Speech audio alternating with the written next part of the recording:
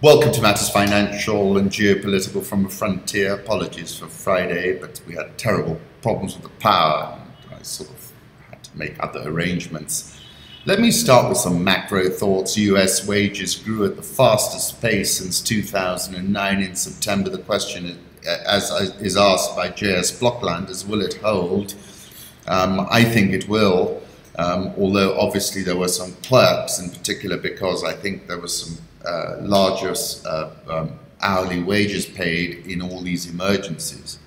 But the point is, goes back to that article I wrote in September 2016 about mirrors on the ceiling, the pink champagne on ice. And I was saying that once we get some strong data, we're going to see a very big unwind, particularly in the bond markets. The 2-year US Treasury yield hit fresh highs after the payrolls report, and the December Fed rate hike now looks like a done deal.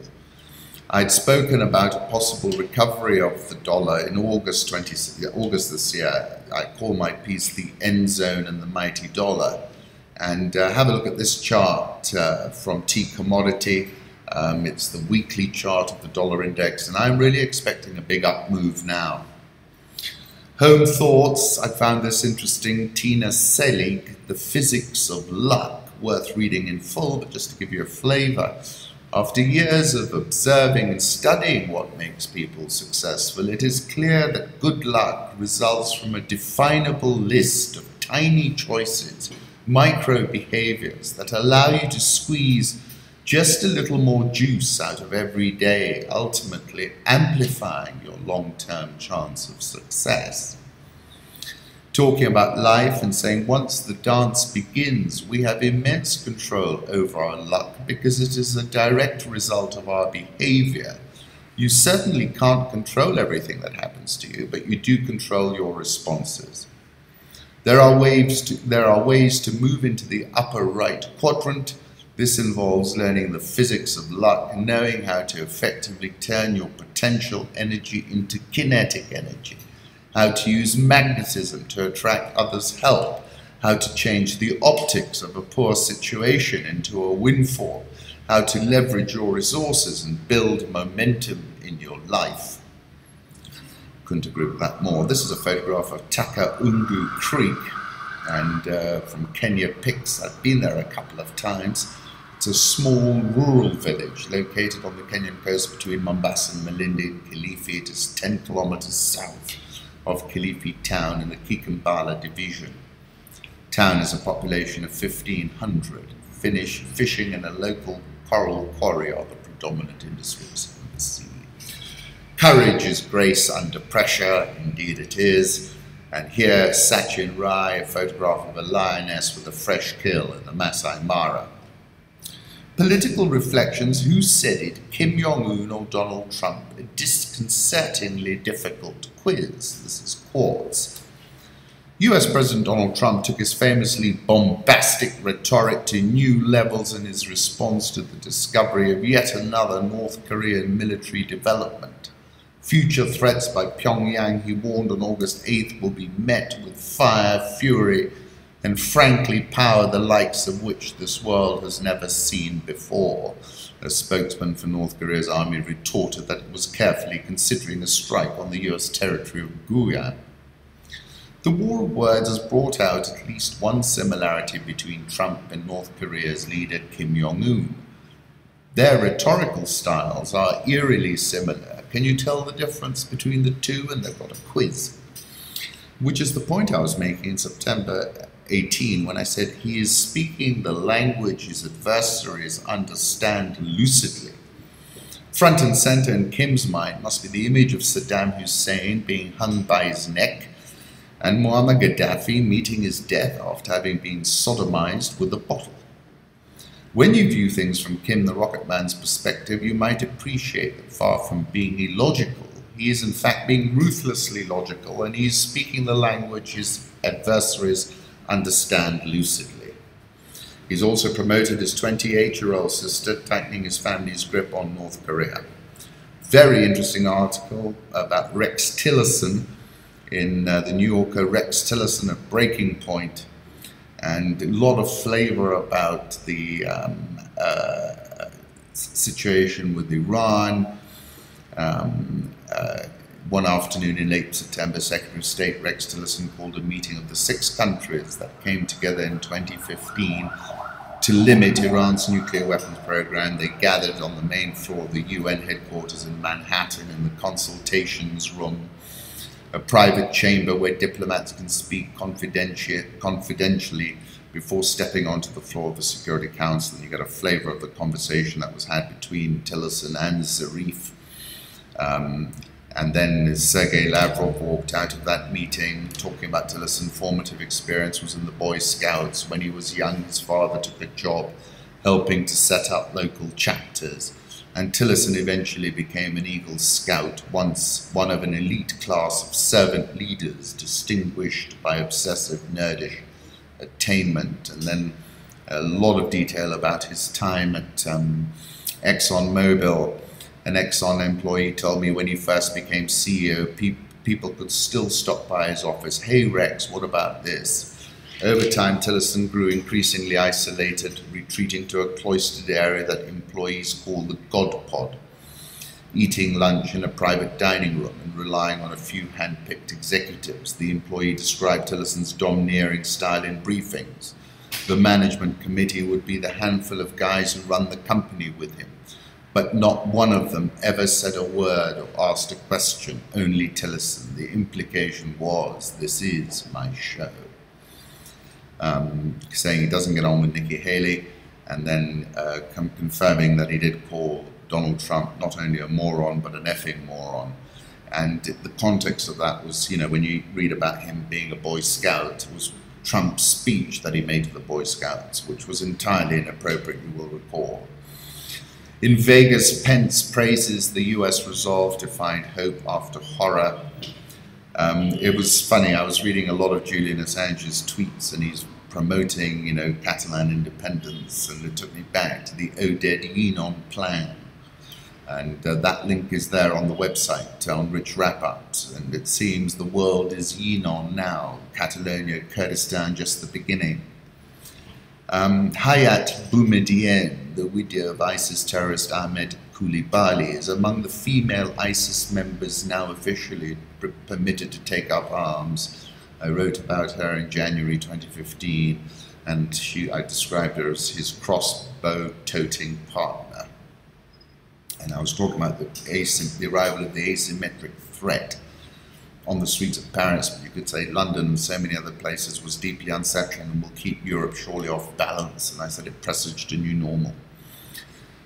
Social media made Brexit and President Trump possible, Niall Ferguson says.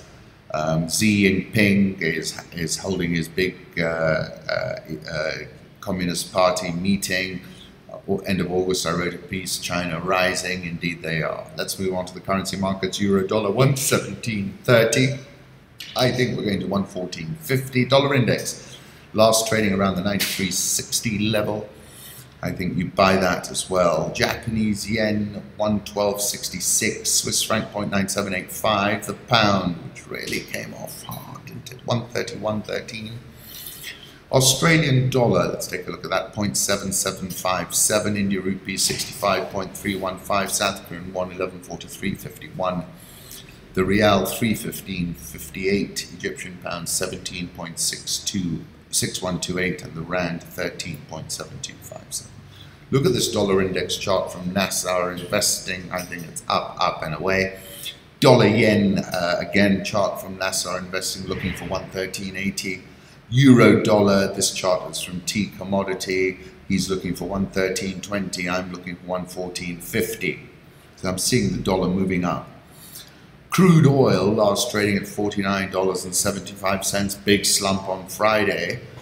We've got to keep a close eye on this now. I'll put up one chart from Bama Broker and another one from Bloomberg to give you a flavor of that, how important that $50 level is. Gold 1280, that had a sort of counter trend bounce on Friday. Well, I mean, you had the dollar strengthening, but gold going up, but I think that was on global uncertainty, in particular North Korea. Turkish lira plunged Traders scrambled Monday morning as Turkey's Lira plunged, turning off live platform pricing, restricting quotes amid volatility caused by rising tensions between the US and its NATO ally. Liberia is holding elections. I like this photograph from Al Jazeera English. Sudan's currency strengthened to 18.5 pounds to the dollar from 20.2 on the black market on Sunday, the first day of business since the US lifted trade sanctions. Kabila sits tight as Congo crumbles, says Irin. After 16 years at the helm, Kabila was supposed to hold elections and leave office last year when his second and under the constitution final term expired. Instead, he stayed put. The Congolese are living like animals in our own country, said 34-year-old motorbike taxi driver Freddie Mulume during a recent general strike called by opposition parties. We're suffering so much.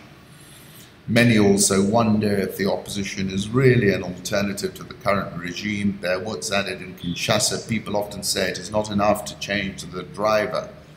They want to change the car. The main candidate for sponsoring an armed group would be Angola. They are the real kingmaker and they're not happy. Kabila will also have to contend with his own presidential majority, which is far from united. Soldiers at the grassroots level are very unhappy and aren't paid most of the time. Kabila cannot count on their loyalty. And then finally, with Kabila, we get nothing, he said, raising both fists into the air. If elections don't happen, we must get them by force. It will need more. It will need an intervention by someone like Angola to topple him at this point. What's next for Angola with a new president is an interesting NPR radio commentary. Take a listen. In Mugabe's Zimbabwe, hard currency just got a whole lot harder. After defying economic gravity for a year, Zimbabwe's homemade US dollars have fallen to earth with a bump. Rumours the central bank was buying up black market US dollars last month with one of its own versions of the currency created panic in a country scarred by the hyperinflationary spiral of 2008 that wiped out people's savings. The worthless Zimbabwe dollar was replaced by the US dollar then, but the economy has struggled over the last 18 months because of a massive domestic shortage of greenbacks. As a result, cash, especially crisp new $100 bills, has enjoyed a steady 20% premium over dollars stored electronically in bank accounts nicknamed Zollars. But 2 weeks ago, the rumours that even the central bank had run out of hard currency sent the premium soaring to nearly 50%, according to black market traders and unofficial measures of the Zolla value. I am really scared that I will wake up one day and find my money in the bank is worthless. The central bank has not published currency reserves since dollarization, and Zimbabweans worry it's creating Zollars without the backing of sufficient reserves of gold, leaving the system vulnerable to a crisis of confidence. On Friday, buying $100 in cash via bank transfer cost 145 electronic Zollars, a marginal improvement on 160 last week. One Harare banking source said the Reserve Bank of Zimbabwe's Fidelity Printers and Refiners Division sparked the panic 2 weeks ago by offloading a large quantity of dollar bond notes to buy gold from small-scale mining firms. So really, the situation is febrile and fluid, and like I said in 2016, I was saying Zimbabwe's at the edge, as Hunter S. Thompson described it, the edge. There is no honest way to explain it, because the only people who really know where it is are the ones who have gone over. Dollar versus rand 13.7257, not finding any support from anywhere. Tanzania's Magufuli has shuffled his cabinet, splitting energy and mining, as part of a shuffle that expanded the cabinet to 21 ministers from 19, according to an email statement from his office. The Nation on Sunday was reporting that NASA's moves raised questions on the fate of the October 26th poll. Last-minute cancellation of 2 scheduled rallies at the coast this weekend has cast doubts over NASA's participation in the October 26th repeat presidential election. That the opposition could be dead serious on its resolve not to participate in the election unless its irreducible minimum demands are met. was intensified by revelations that NASA presidential candidate Raila Odinga was planning a trip to the UK this week at a time when his rival President Kenyatta and his deputy Ruto have intensified their campaigns with less than 3 weeks to the election. And essentially in my piece over the weekend, which is on a separate podcast, do take a listen, I'm expecting the opposition to boycott. I'm expecting them, it's an asymmetric approach. Do take a listen to that podcast. Allow me to read you my piece over the weekend. It was about politics as landing blows on the economy. I said, you will recall that at the end of last month, and coincident with the Supreme Court decision, the Nairobi Securities Exchange had to introduce circuit breakers after a precipitous 10% slide. And on that day, the Nairobi all-share closed minus 3.69%. That day, we all got a chance to take a look at what a cliff edge looks like and cliff edge effects. Since then, the equity markets have been on the slide and Eurobond yields have ratcheted higher. The miraculous shilling has been the best behaved. The shilling's resilience speaks to the gilt-edged credibility that the central bank has achieved with market participants. The central bank's FX operations are spectacularly effective. However, what is clear is that financial indicators are blinking amber, the real economy has been in the slow lane, and there is ample evidence of unexploded ordnance all over the place. The drought, the credit squeeze softened up the economy, but it is our politics which owns the ring now and has the potential to land a knockout blow, a la the blow Mike Tyson landed on Trevor Berbick's chin all those years ago. On Friday, Demeanor Advisors issued a report which landed in my inbox, and I quote, "With effectively no adults in charge, Kenya, the country, is spinning into a constitutional cul-de-sac. Without an election within the constitutionally mandated 60-day window, Kenya will enter unmarked, treacherous constitutional political terrain. President Kenyatta is determined to stay in office, whether an election happens or not on October 26. Meanwhile, the increasingly belligerent and desperate opposition remains unwilling to recognize the legitimacy of any government beyond October 26 and promises bloody mass action in the streets to forcibly eject Kenyatta from power. The country's highest court, after delivering a historic verdict in late August to annul the last presidential poll due to irregularities, has since disappeared from the political arena. And I was saying it's clear now that the opposition is taking an asymmetric approach. Paul Virilio, in his book Speed and Politics, says the revolutionary contingent attains its ideal form not in the place of production but in the street, where for a moment it stops being a cog in the technical machine and itself becomes a motor, a machine of attack, in other words, a producer of speed. What does it cost to put 500 people on the street? I venture $10 a head max, $5,000 versus an economic deterioration of at least 100x. Is an outstanding example of the efficacy of this asymmetric strategy. Go and compare the street protests in Togo and you will note our street protests belong to the theatre. The opposition has resolved not to participate in the election unless its irreducible minimum demands are met. 2 scheduled rallies at the coast this weekend were cancelled because the Mombasa governor Ali Joho is out of the country, probably could not get out fast enough. What is clear is that the advantage of incumbency in fact accelerates in this round 2 of the election. Therefore, I expect the opposition to boycott the election entirely and that the strategy of tension will be maintained via degrading and denigrating the entire process. Market participants need to model this scenario because this is the direction of travel in my view. Essentially, Kenya faces a very uncertain 21 days, is how Demeanor Advisors closed their report, and I'll close mine with that.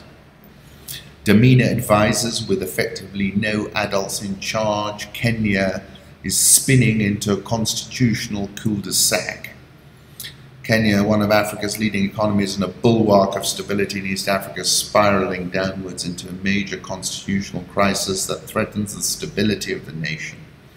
A Supreme Court mandated presidential poll rerun set by the country's Electoral Commission for October 26 is unlikely to hold due to a wide array of logistical, financial, personnel and political challenges. The country is spinning into a constitutional cul-de-sac, with many of its key political institutions unraveling. Without an election within the constitutionally mandated 60-day window, Kenya will enter unmarked, treacherous constitutional political terrain. Embattled Uhuru Kenyatta is determined to stay in office, whether an election happens or not. Meanwhile, the increasingly belligerent and desperate opposition remains unwilling to recognize the legitimacy of any government beyond October 26, and promises bloody mass action in the streets to forcibly eject Kenyatta from power. The country's highest court, after delivering a historic verdict in late August to annul the last presidential poll due to irregularities, has since disappeared from the political arena. That's an important point they have. Fighting for its own life amidst threats of assault and violence on its judges. International observers, with all credibility lost, after rushing to endorse the previously rejected poll results, have also fled the country. Essentially, Kenya faces a very uncertain 21 days, saying that there's no one in charge, and I go back to Africa Confidential confirming the Supreme Court ruling on the election gave politicians and IEBC no roadmap on how to get out of the resulting mess, and I think that's also part of the problem. Deacons has announced a proposed sale of its Mr. Price franchise business, and let's leave it at that. Once again, thank you for stopping by. It's thoroughly appreciated.